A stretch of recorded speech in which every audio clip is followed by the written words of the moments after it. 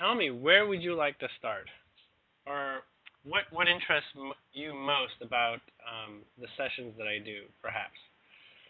Well, this is actually my third session with you. The last one we did was back in October of last year. Uh-huh. I've had some crazy stuff happen Since then? Since then. Well, probably, I guess it was approximately, I don't know, maybe 3 weeks after we had spoke the last time.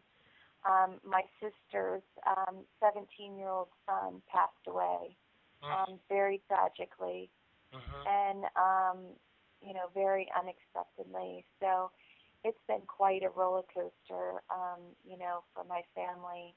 That was just, completely heartbreaking. Yeah, I can imagine.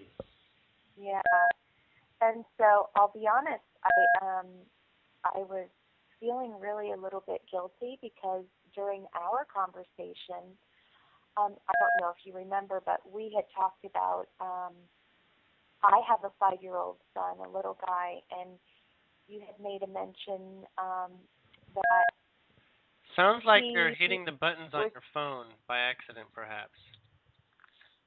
No. Can you hear me better? I can hear you fine. I just keep hearing like a telephone button press, it seems. Anyways, continue. Oh, that's weird. I don't know. I don't know what's happening. Anyway, you had made a mention that, Jaden, there might be an accident with him, but that it was something that needed to happen, but that he would be okay. And then I was completely just devastated over that, and so I just kept, no, it can't happen, that can't happen. And then 3 weeks later, my sister's son died. So I just felt really guilty, gosh, did I have something to do with that, or, because I didn't want it to happen to my son, so, you know what I mean? Yeah, I'm very familiar with what I'm being told. It makes a lot of sense, and I can see how you're having an understanding of it that that is putting pressure on you in a way that you're not sure how to resolve. Right. Okay. But let's talk about that a little bit. Well, it might not be a little bit because we've got several things to put together in order to put this entire experience into context. Right. So one, the information is a vibration. If I get very specific details, it's kind of like the vibration is like a cloud that you're flying into, or like a nebula as you're flying through space or something. It's a vibration that holds a connection to lots and lots of experiences. Okay? So the idea of a death or an accident is not, that might look like the middle, like the center of it all, but it surrounds a lot of other vibrations, a lot of other experiences that are tied to that. Okay? So in many ways, I'm assuming your child did not have an accident, right? No, he did not. Did not happen. So it actually, that forewarning changed the timeline that was more specific for your son. Instead, it was something similar, right? And so the attraction of something similar, in some ways, continues the theme of that cloud of experience that you were to go through. Okay? So on one level, if you look at people's higher beings, they're constantly making arrangements with each other.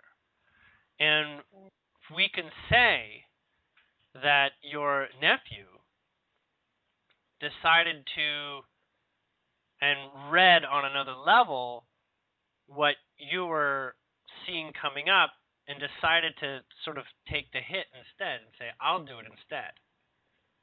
Mhm. Can you see that?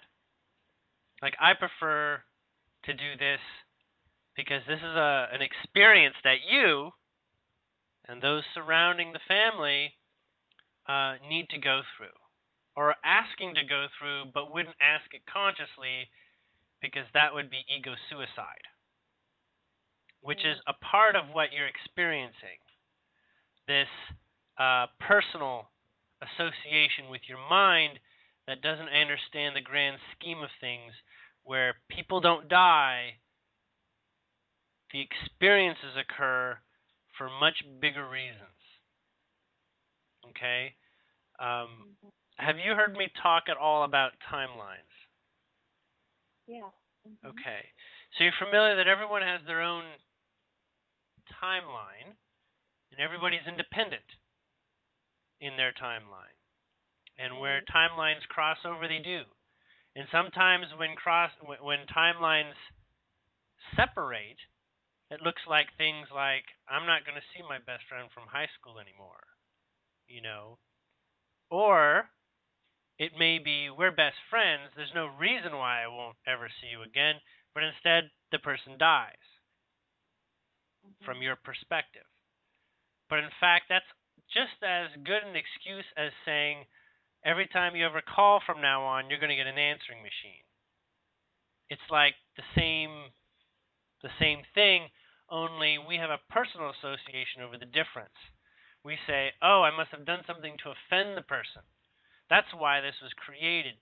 But in fact, the vibration of the result is speaking to a lot more than individual circumstances that led to that. It's kind of like, if you're meant, for your hair to become blonde as you get older, even if you're born with dark hair, your hair is going to be blonde. And nobody argues over how that happened. Okay? Right. You don't try to figure that out. It's one of those things that, a society of blonde people doesn't put an ego at jeopardy. But say you lived in a world where blonde people were ceremoniously sacrificed for a god, then yeah, you'd be like, what did I do to deserve making my hair become blonde? Right. And you might even try to change your hair so that it doesn't appear blonde, but that still doesn't escape a certain fate. That still doesn't escape a certain experience that you were headed for anyways. Right. So there's this place that starts to look like fate rules everything. But there's a place where we're being invited more and more as we grow in conscious awareness, that if we choose to develop a degree of responsibility over our understanding of reality, we get to move further into a more flexible reality. It's that whole Spider-Man adage from the Spider-Man movie, with great power comes great responsibility. If you want to, move around the world with greater ease, you'll want to reflect on the world not having the same kind of limitations. Now, on the one hand, the ego says, no. Now, under traditional senses, now that's like saying I can kill someone and I don't have to grieve over it. Because we have an idea, the mind has an idea of human death differently than reality on a broader scale actually has it. Okay? Right. Even, although we have a lot of beliefs that are not vibrationally what they end up as a result, including our labeling of things that are extremely negative for our hearts. Okay? Note, the heart is a system where energy is coming through from your soul, and feeling bad is actually a lack of having energy, a lack of being in your heart. Okay? It's like not eating food when you're very sad, or when you're very upset, or when you're very lost or depressed. And you don't know how to spark your motivation. So when you're feeling good, that's letting the heart in. That's all it is. Between feeling good and feeling bad, you say, I've got love in my heart. Well, your broader sense, your soul, it is everything about love. It is everything about enjoying life.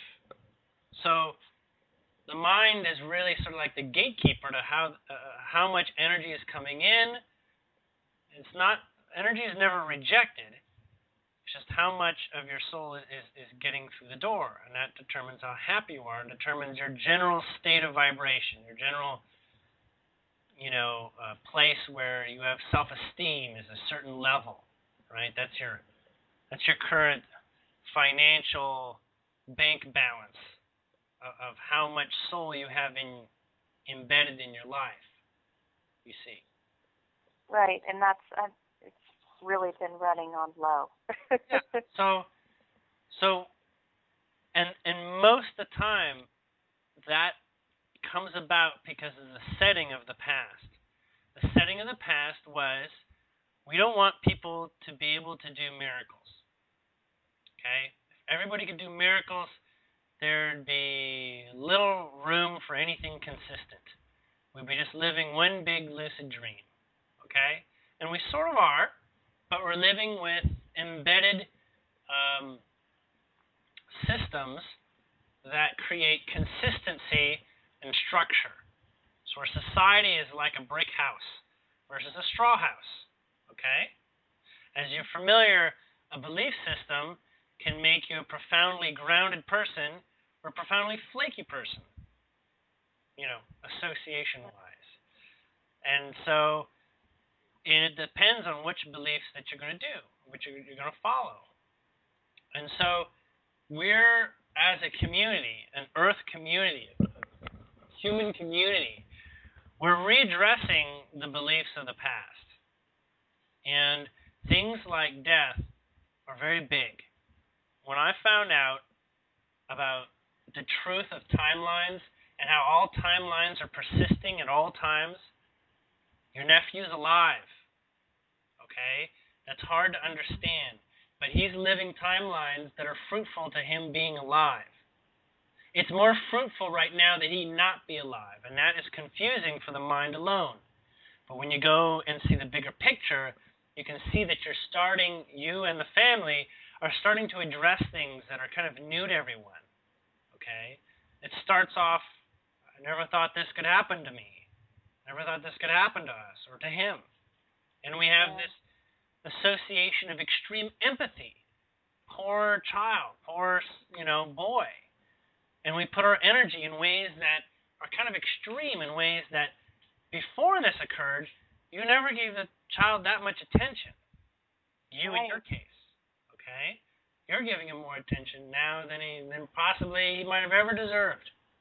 Yeah. But then you're saying, wait, there's something about that. And there's something about attuning to something that doesn't talk back to. Okay? Because oftentimes we fall in love with someone and we fall out of love because we're not able to communicate well.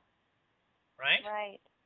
Yep. But when it's someone that is now basically like an angel, that has all the forgiveness available that an angel does, it's a very interesting conversation, which appears to be one way on one level, but is actually a new reflection. Since all of us are reflections of different aspects within each other, this non-person being there, but still a personality, gives us an elevated reflection of ourselves, in the sense that now we are becoming more angelic, empathic. We're giving and training ourselves. It's training from a broad perspective, but a direct perspective, it sounds like suffering. But we're learning. The body is learning extreme empathy investments, and it starts to go further than that. It starts to change how you have relationships with other people. Like, they can just be gone in a blink of an eye. You start to cherish moments a bit more. You start to listen a little bit more. Whole family is figuring this out. Right. My family was very separated. Well, I hadn't spoken to my sister in 2 years. Mm-hmm. And so obviously it brought us together, but it's kind of, now she's going down a different path, and it's worrying me. So now I'm, Yeah, it's a path like, I know. of most predictable depression symptoms. Okay? And that doesn't mean that there is not a lot of ways that she can be supported. But it's up to you if you want to take that empathy relationship to the next level. It's not necessary. It's not being asked. But it's a doorway that's open to you. Right? You're familiar with that idea. A door that's open but is not required. In fact, nothing's required. That's another thing in Time Alliance. If it's more required than it is comfortable, then it just won't happen that way. And sometimes it has to be very uncomfortable in order for something to happen, because you're giving it focus in such an uncomfortable way that mandates that you want it to never show up again, so you're going to solve the problem. At an unconscious level, that happens for just about everybody's issues. Okay? They get their nose into the issue. This person's making me mad. I'm going to go talk to this person and vent and whatever. Okay? You're bringing that anger scenario closer to you, and you should. And it probably means you're ready. I mean, you may be too stubborn in the moment that you're delivering your speech or your feelings to see what comes of it, but oftentimes there's a release. I got this off my chest. And then there's that pause that says, well, now what? Well, that's a state of allowing. That's a state of opportunities. Okay? And many people, they do. They get to that point where they say, I'm just fed up with you. I'm just fed up with that. And then they're like, now what? And now is the best part, because now you're not actually saying how things need to go. Now you can let all the cosmic work that's been developed behind the scenes to actually come in like a water slide. Yeah, we've been waiting to give you some great news. We just had to get you to get over and, walk through this mess. Yep. So, on one level, take a look. You can see the vibration that occurred for you.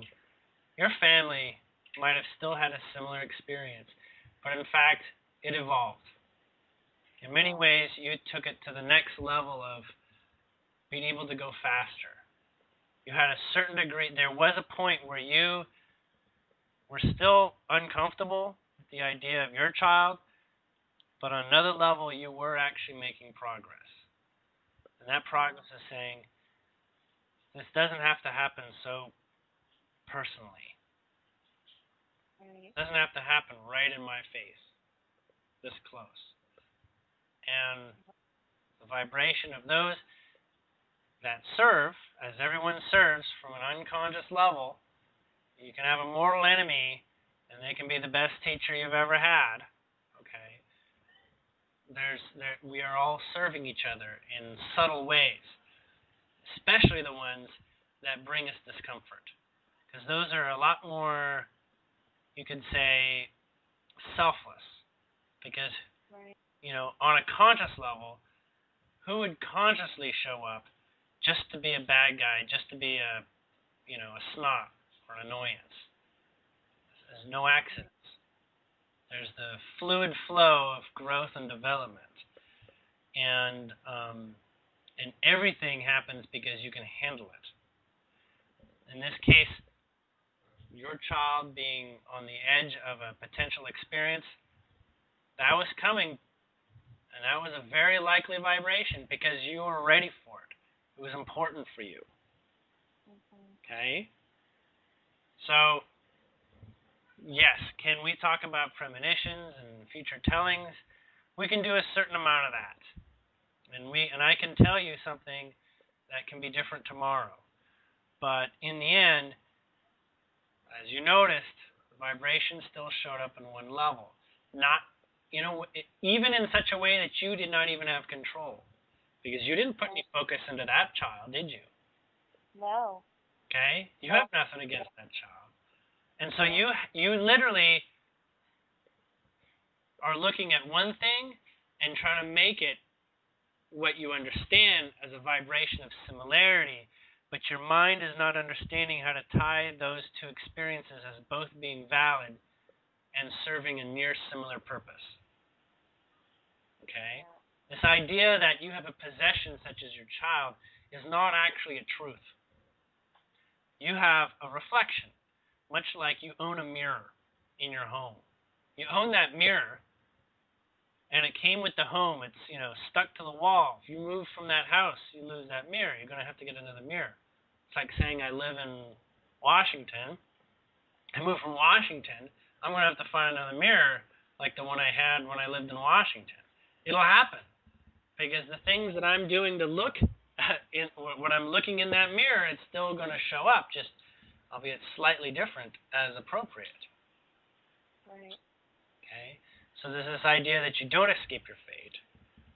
But then again, everything is in such a perfect concert of orchestration. The only person that has any trouble with this is the mind's ability to get its head wrapped around stuff like that. So this is apropos because I've been working on a course myself on timelines, as I see them having a great deal of freedom to offer once we understand a little bit more about how it's organized and the concept of fate and choice and law of attraction. Right. But anyhow, is that what you... That's perfect. This yeah, that's is the main subject you wanted to talk about, or were there other things? No, that was just something that I wanted to, I just wanted to bring up because it was something that I felt a little, guilty about. But, what you said is exactly what I was thinking in my mind anyway, and I really kind of just needed you to reiterate. Okay. And really, for me, I think, it's, I don't know, these past few months have been really tough for me from just finding a career perspective and finding my purpose and really doing something that I love. And, with the passing of Devin and all of that, it just really put into perspective that I really need to be happy. Yeah. And, you don't know how long you have, and my kids are very important, and I want to, figure that out. So, I was hoping that maybe you would have, I don't know, messages from my guides or... Well, I did want to share something when you said we don't know how much time we have. Yeah. What if I told you in my study about timelines, you get to choose when you die? Because when you die by accident, and what you call an accident, and you go to that place where you're, a non-physical position, and you get to do the life review and look and stuff like that, you can go back and reinsert at any point in your life. It's like Groundhog Day. You can go back. Which is what I feel like I live every day. Well, what I'm finding out is that many people have actually died before. Like, they've actually had like a dozen deaths already. But they've come back to it, and they and they show up right at a point where they can change it. So they choose a timeline that's similar with a slightly different vibration, so they won't off themselves exactly the same way, but still, have the theme of the experience around it. Right. But we're constantly doing daredevilish things that would, create the body to expire. But we go back. It's very much like the movie Groundhog Day. The difference is you don't remember because that would hinder your ability to learn. So the veil says, okay, I got to sneak back into my body here, 2 days before, and funny things start to happen in those 2 days because they're kind of the same, and like, this feels a bit deja vu-ish, things like this seems familiar. Yeah, because you did it. Only you're going for a slightly different tangent here. We've changed the matrix a little bit. There's that glitch where the cat goes and then goes again. There's a glitch. Something's changed. It's like that. Something's changed, and you're not going to die this time. Sometimes it's not enough. Sometimes people die 5, 6 times crossing the same crosswalk, getting hit by the same bus. Like, gosh, got to think of something else to make sure we're not ready to get by this bus. And then from a broader perspective, you say, oh, you know what? Now that I'm in my spirit form, you know, like I am one of my dreams, I see what's going on here. Oh, I know now why I wanted to get hit by a bus, because I'm supposed to be paying attention to my child at school or whatever, you know, whatever ties in the vibration there. It's like, duh, pay attention or something to what's offing you. And it happens. And you know what? You don't even have to die, and sometimes it happens. Sometimes you break your arm, and you don't die, but you go to such a level of depression, and you go to sleep one night, and you decide in your dreams with your guides that you're going to go back a couple days. That you know what? That timeline is just, it doesn't feel useful in the way that you thought it would be, and you get to go back. So we do a lot of timeline adventures. The mind is familiar with this as projecting and remembering, right? That's its ability to do timeline travel. It's limited in the sense of what appears to be reality, but there's a broader place where that literally happens. So when people die, oftentimes that's just your side of the story. They go on to another timeline because you're better off having the experience of how they died for you, and that equation is not going on in the future for you. Relationship's over. Okay? So I figure that's pretty clear at this point. Where did you want to go?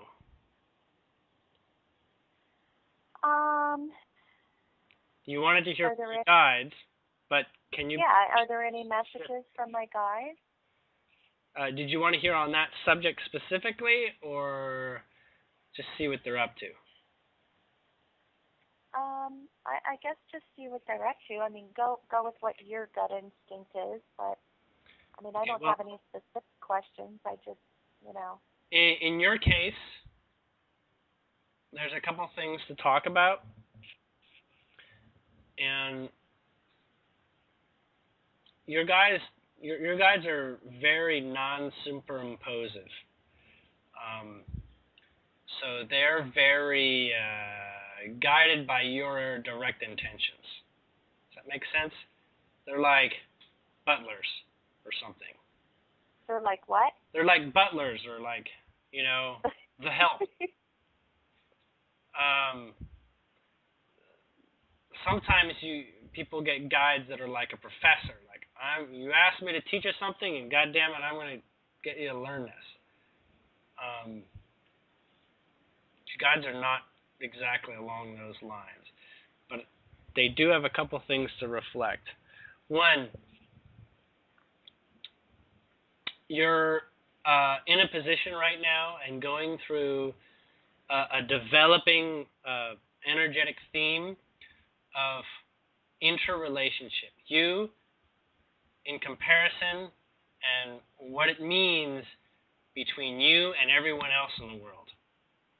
People close to you, people further from you. Okay? There's this place where there's like this developing meaning. Almost like, why were we put together on this earth sort of thing.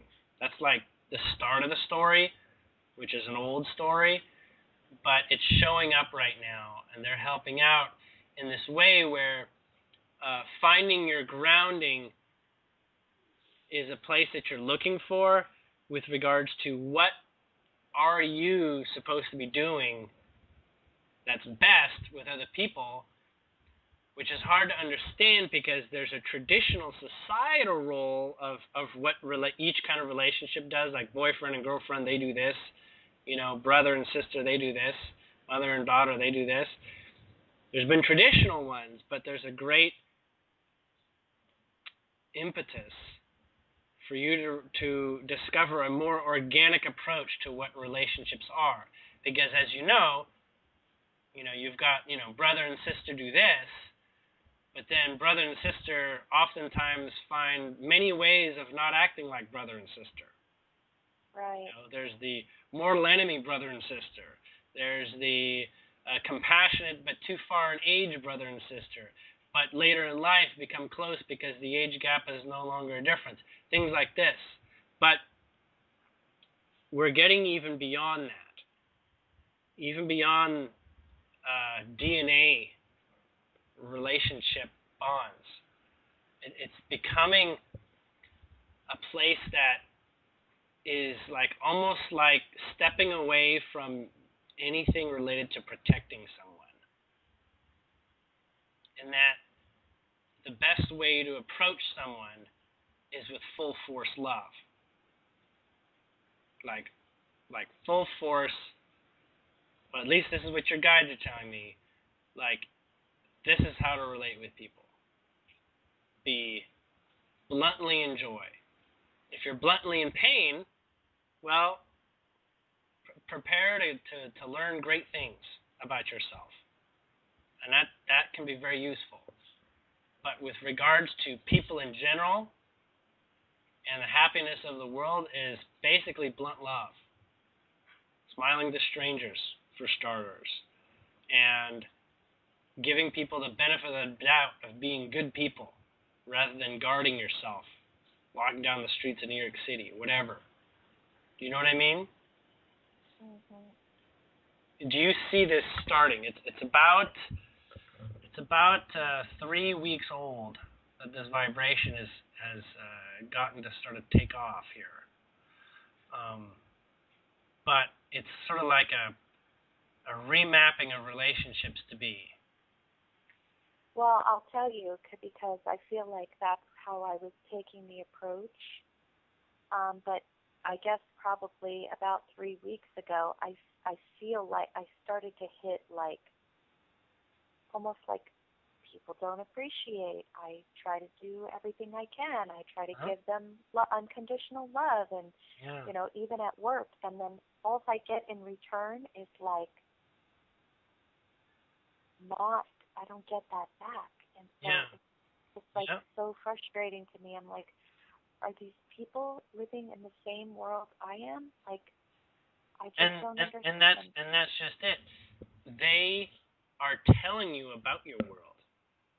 Now you'd say, wait a second. I'm not selfish. I'm showing that I'm not. Right? Yeah. And then there's a selfishness being demonstrated. That's not possible in law of vibrational alignments. I mean, you're in alignment with something that is telling you this. This is literally what they're saying. They're saying you're getting a better view of yourself than you ever have with regards to not you and your soul, but the way that your mind still understands things. Okay? So they're showing me. They're showing you, you know what? I gave that person $1 million. That person should be my best friend from now on. The greater truth is, $1 million has nothing to do with it. That was a moment in time where perhaps they were elated. But they don't, they don't owe you anything from that. And so can you see how you're getting a new look at what a relationship is? Because now you're like, well, what did that $1 million mean? That was a moment in time of great joy. And now, if you spit in his eye, he's not going to look the other way. Because you need to know what every moment is trying to tell you. There's a truth in every moment. There's an inner deception of the old mind's reality in every moment that something doesn't work when you thought it would. This idea of, let's just tell everybody the golden rule and we'll just all stick to that premise. You can, but people can deceive themselves by not actually feeling the greater truth. And that's what lying is. It's actually a lack of empathy in yourself, of understanding exactly what you're believing versus what you think you're feeling. It's like saying, I love this chocolate. I love this chocolate. It's killing me, but I love this chocolate. Well, yes. But why? What was that little part you said there that you shouldn't be eating sugar or something? What's that all about? So, well, I don't know. But I want to keep eating chocolate because I'm mostly happy. I'm 95% happy. All right, well, 2 years go by, and now that 5% is like 50%. Man, I eat a lot of sugar. I like chocolate, but somehow this sugar keeps showing up in my, physical test results and things like that. What's up with that? What's up with this diabetes thing they're talking about? Okay, well, take another look. So this place that started, as we identified about 3 weeks ago, is a wonderful script showing you like an old movie from like the 80s. Do you remember these? When you look at like an old movie, like the movie production, you're like, wow, these scripts are really dull and you can see right through what's going to happen on all this, right? Yeah. It's like that. It's like you're revisiting an old movie. Oh, yeah. Yeah. This is a place where we had some really good ideas so that we didn't have to actually have to be in the moment and feel so much. Just do the golden rule. Treat people the way you'd like to be treated. But there's more to that. Because if you're somehow not treating yourself well, that's also the golden rule too. Treat yourself how you would like other people to treat you. That's also a vibrational truth. Sounds odd, doesn't it? Sounds odd. But that's more in line with fifth dimensional reality that you're journeying towards. Okay? So there's nothing that's completely on the outside. There's nothing completely on the inside. It's a relationship between the two.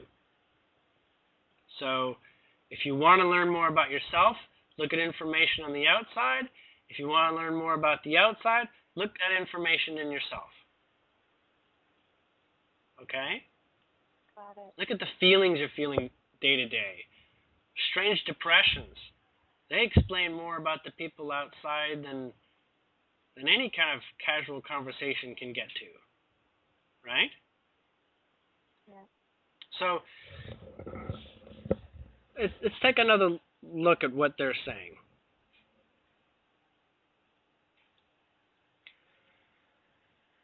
All right. They're saying, or at least one of them is saying,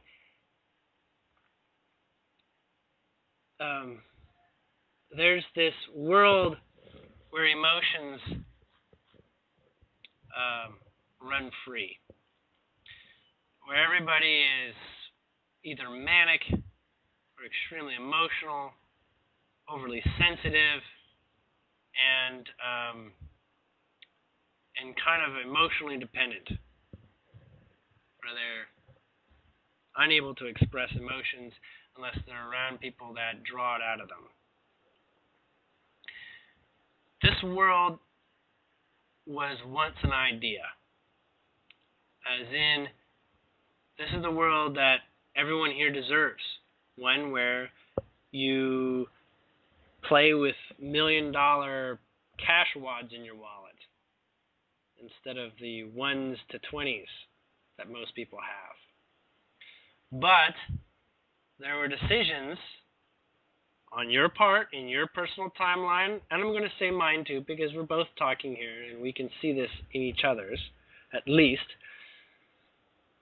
where we wanted to harness the energy of the emotional spectrum to a place where we can see even greater progress, which is by doing grounding, as by laying grid work. You want to build a house, you can make it out of sticks, or you can take the time and make it out of bricks, right? And build these foundations. And so we decided, apparently, to have a relationship with our minds that says, hey, tell you what, this looks like the long road to build a big brick house, but I'm going to help you figure it out. I'm going to be in alignment. I'm going to follow my alignment, and you're going to get there. You don't know how to build a brick house. Stick house looks a lot easier. But, you're graduated beyond the Cub Scouts now, and now you're a Mason. You can do Masonry. And this is it's funny. It's actually very similar to how the Freemasons understood their responsibility for reality and starting things like countries. But this continues for us, where we're looking for an experience that is less fleeting and more saturated in longevity, where we don't want a one-off experience. We want a space where we have 1,000 experiences that spin off of what we do and what we prepare and what we develop. So we're inviting the new reality. We're choosing timelines that involve a greater discipline of our mind, not in the way that says, I'm going to become smarter, but in the way that the mind is more accepting of creation through emotions and responsibility over the emotional state, such as sadness, such as anger, all these. And the mind needs to play in those moments. Otherwise, we'll be in a vast level of preventing feelings from occurring. The feelings need to occur, which means you're not always going to be awake. You have to accept that you're going to go to sleep sometimes, in terms of you're going to get down into the throes, you're going to get your hands dirty, and you're going to have some emotions to feel. And that's important, because without that, it's like you're working with lofty statistics. Without actual data to process, the mind says, this is all too theoretical. I can't build a house on paper alone. I need to get my hands and see how much a brick weighs. I need to see how it fits together. I need to do a certain amount of this hands-on. Otherwise, I can draw houses on paper all day, and when it comes to the day where I decide to apply it could be a total crap. It just may not meet the physics of the reality that I'm actually living in. So you need to test your reality in your moment, with your feelings. Let them come out.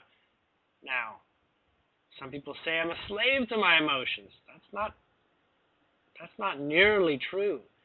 There's points where you can observe that you're angry and not be angry as a result. So yeah, I was angry. I'm not sure exactly what I was angry about, but this is the feeling I had, and you're a little bit detached.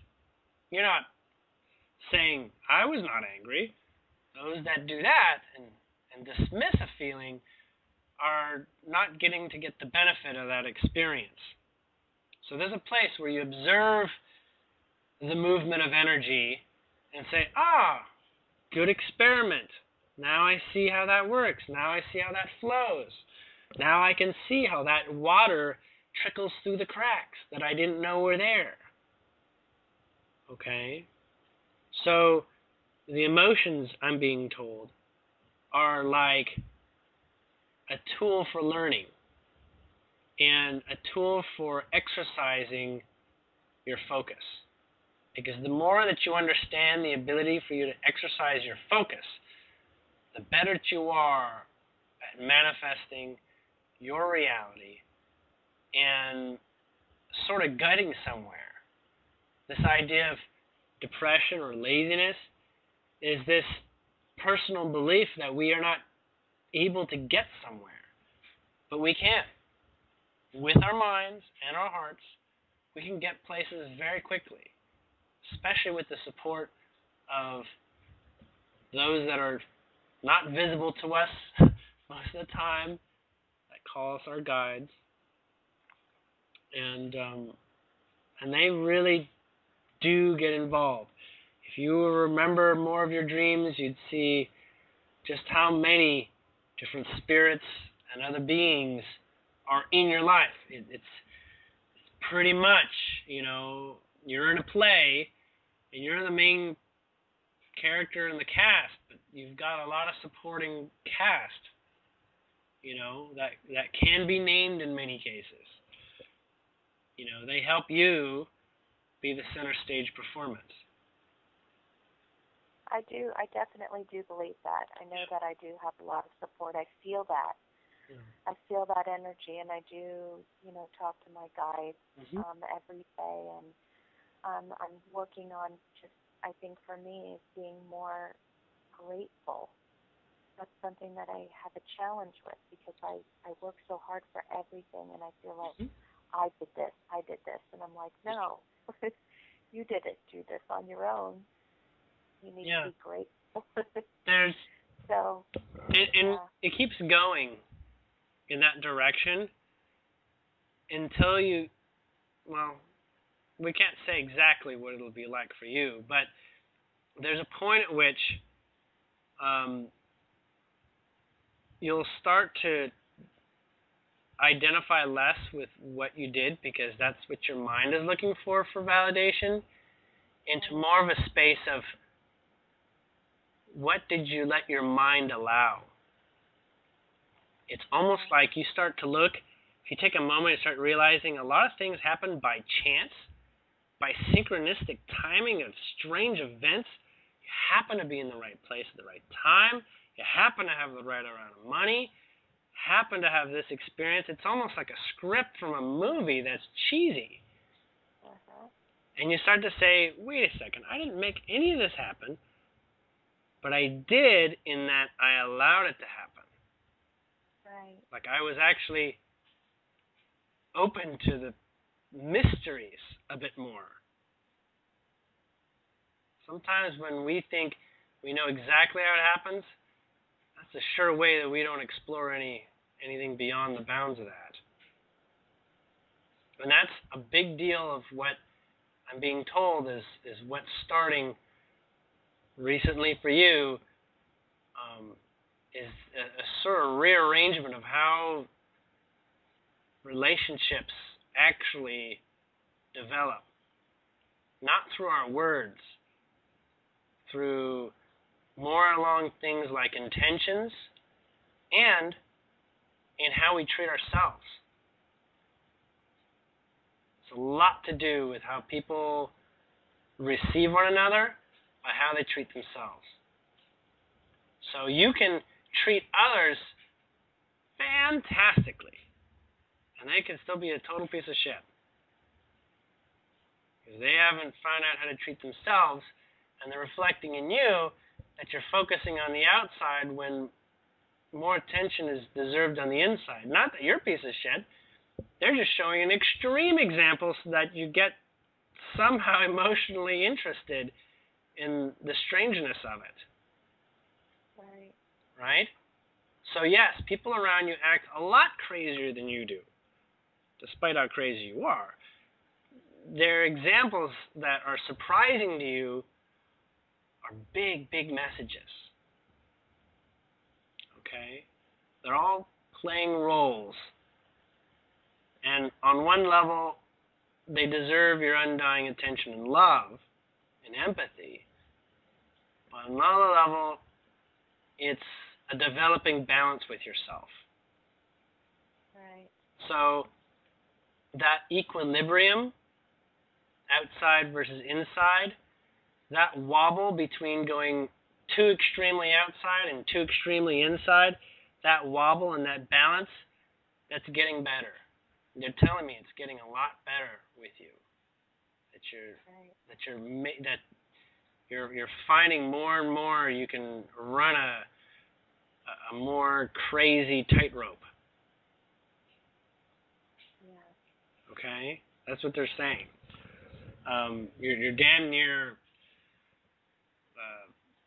an airplane pilot at this point with all the skills you have and all the knowledge you have to handle all these different little, we'll call them button-pushing experiences, like in the cockpit of a big plane.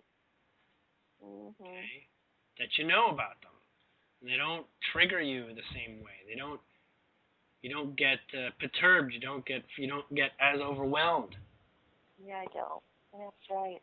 You know, other people may still, but don't worry. The only person that matters here is you, the captain of your ship, of your plane. I mean, maybe everyone else in your life look like they're just passengers on your airline, but that's fine as long as you're doing your thing. Yeah. They'll get the benefit from it. They will. It's inevitable. So before we run out of time, I wanted to ask you, have you had any contact with the Palladians? I haven't heard. I've not had any contact of serious matters. I'll put it that way. But they are talking to me about the whole Blue Sphere Alliance material that's come out. I don't know if you're familiar with what David Wilcock is up to. I am. Yeah. Yeah. Yep. So they've been helping me understand them a bit better and a little bit what they're up to. And it's given me some insight that I believe that even Corey is not aware of. Not that it's my job to make these things come to light, but it's given me an understanding of where Corey and David are operating from and what their job is, even if it doesn't look like it covers all the bases. Right. You know, even if it doesn't look like it can answer everyone's questions. But it's putting me in a greater understanding of, so this is how things kind of work out there. This is a little bit how societies interact with each other in a broader world, in a broader space. Because it's, it further, in the same conversation we had before, it further discusses advanced relationship type things. Right? And how do relationships operate when everyone is much more aware of what they're creating? You know, how does everyone agree to play in a sandbox of infinite opportunities when it's really just kind of playing, right? I mean, does someone become the bully and say, this is the sandbox rules and this is the way it is? Well, this is my sandbox, this is how it's going to happen. Sometimes that happens. You say, yeah, well, I'm not going to play in your sandbox anymore. Or, yeah, let's try it out for a while. It happens. And so what do you think about this big shift or something that's going to potentially maybe happen in September? Oh, well, we don't have to talk about what's going to happen. Yeah, because I feel very strongly that something is going to happen. There's going to be multiple events stacked on each other. Yeah. I don't mean to say like 9/11 followed by another 9/11 or something like that, but I want to say things that add up in a very short span of time. Some people, I want to say people that are very grounded and centered are not going to be phased. They're not. It's like those who have done a lot of personal work are not going to be disrupted. They might even smile or smirk and say, at least I wasn't the one to do it in the first place. Yeah. You know, I'm glad this is being taken care of without my direct involvement because I'm not quite sure how I would handle being responsible for that. So on another level, we as we'll call people that are looking into our spiritual evolution, we've given permission for others to do some sort of daring things on our behalf of attracting them into our timeline. Right. Okay? And on some levels, we can say there's rules, and some of the rules are going to be challenged, and things like money are going to start to look different and weird, and we've asked for that. We've asked for a new understanding of the thing called the energetics we call finance. Right. And the energetics of what a country is. Yes. Things like that. And the things of like, what is a greater community? What is a greater community's responsibility to itself? amongst its members. And that's going to evolve too. And I long for that, I tell you.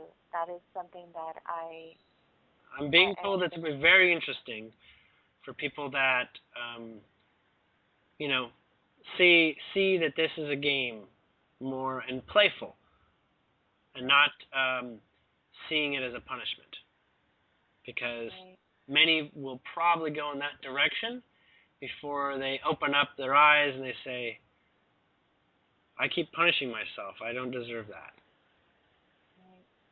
I keep choosing concepts of punishing myself when I don't deserve that.